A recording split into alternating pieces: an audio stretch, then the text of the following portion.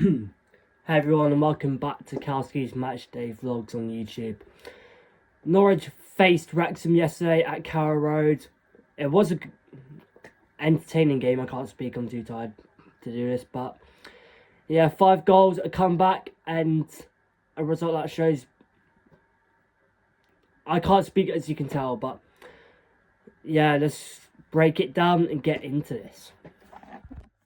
Thank you, Pass Callum, for that intro. Well, Norwich really started on the front foot of this game. Obviously, Wrexham did come into it as underdogs, so fair play to them for winning first of all. But yeah, Norwich really started on the front foot. In the 39th minute, Jack Stacey, coming back from injury on his 100th appearance, went and scored the opener with a really delicate finish, which, to be fair, I'd never see a right back doing. But yeah, Norwich were really I know this is going to be quite controversial, but we were really in control of that first half towards the end of it.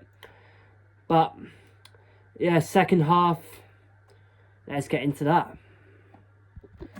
But then everything changed after half-time, didn't it, Norwich fans? Because a minute into the second half, I don't know who it was on that right-hand side or playing left-back. Issa Kabore, I've got that right, I'm sure of it. If not, then please correct me down below. Got the space to just run through, and he squared it to Josh Windass, who just tapped it in 1 minute after half-time, after the second half kicked off, which is quite embarrassing, but I'll just have a drink here, hold on. But yeah, really not a good start, but it then gets worse. I know, as a Norwich fan, I never thought I'd be saying that. It gets worse as in the 54th minute, once again, it comes down that right-hand side. Kabore puts a ball straight through the middle of the box. And I think it's Ryan Longman who hits it first time, leaving Kovacevic with barely any time to react to it. And that was 2-1. And if you were there yesterday, the mood, you can probably tell what I was about to say there. The mood went from high, because we thought we were actually going to win our first home game of the season, to suddenly got very toxic. And then I don't know what happened, because it got even worse, because from a corner in the 57th minute, it was whipped in from the right hand side, and all the way to Josh Windass, who, to be fair to him, it is a good finish. I'll put the clip in now when I'm talking, but he cuts in, hits it with his right foot, and it just finds the top corner, so fair play to him. But then, as you could probably imagine, the boos rung out. But yeah, on to analysis Callum with all the analysis. And then I left early, so I didn't see our second goal, which came via Jovi Makama, which I'm really happy for him. Obviously, he's come from Lincoln, League One. He's probably one of our only players with EFL experience now, because we've got Harry Darling, played for Swansea for a couple of seasons, really good centre-back. Obviously, Makama, Kenny McLean, who's injured, Liam Gibbs, we've barely seen any in the Championship because of injury problems. And that's about it in that whole of that squad.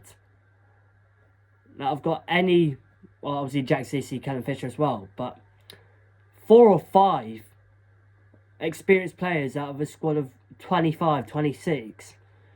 I actually don't know what we're doing, because we said that we're going to bring in experienced players. We've brought in players that have had experience, but in different divisions. Obviously, Mathias Kvistgaarden, Paul Matson, both had experience in the Danish league. But obviously, it's a team that have to gel. It's a side full of like 11, 12 new players. But obviously, we've got big games coming up. Stoke away, which I'm going to. Could be a match day vlog for that. Stay tuned. West Brom at home, which I don't know whether I want to go to now after what's happening at home recently. And then the big one, which I'm actually really scared about, because I really think we could actually finally lose against them. So yeah, on to post-match Callum with his thoughts about it. But to be honest, let's give credit to Wrexham.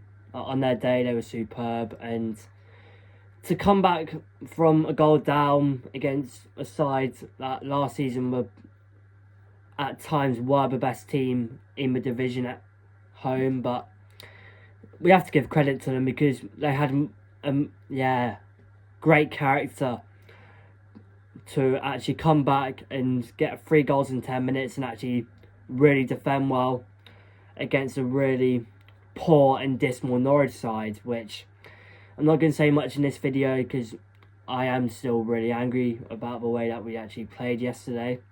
But I'll say this now, if results don't pick up and it gets to Derby Day and we do lose against them, questions do have to be asked about this Norwich side. I know people are going to be really confused about me saying that.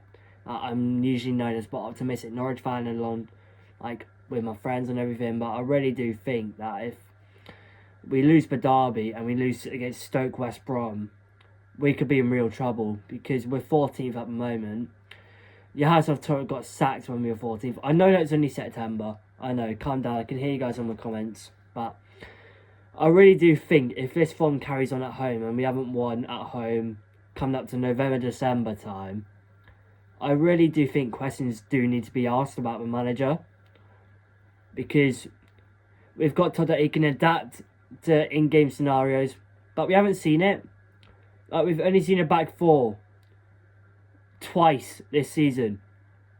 I know Coventry wasn't the best, but we played a back 4 there and we did defend well for 96 minutes. But at Blackburn we played a back 4. I know the first half was a bit shaky, but the second half we looked really good with a back 4. I don't know why we keep playing this back 3, but I'm gonna stop myself from yapping on for 5 minutes about that. But yeah, on to Callum with the outro.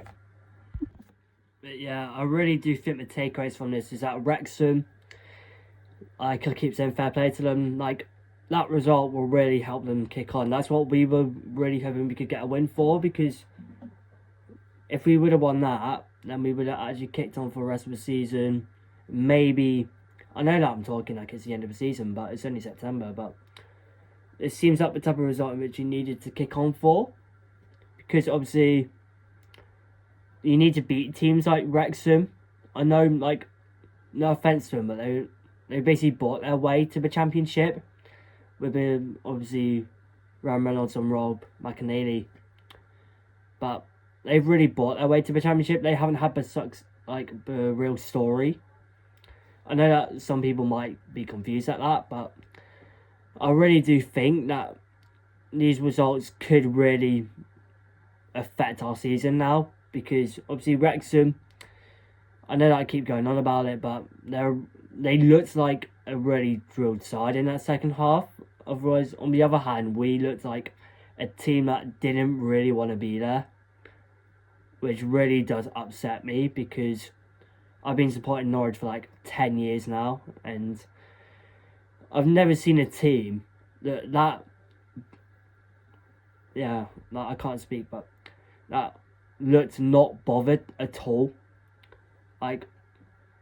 Players to point out about that, Jose Cordoba, he let Kabore run down the right hand side so many times, and I don't know why, but Ante Cernat just doesn't track back at all. I know that most people are saying that, but you just have to agree, don't you? But yeah, it's been Kelsey with probably one of the hardest match day reviews of the season. So I'll see you guys next time. Cheerio.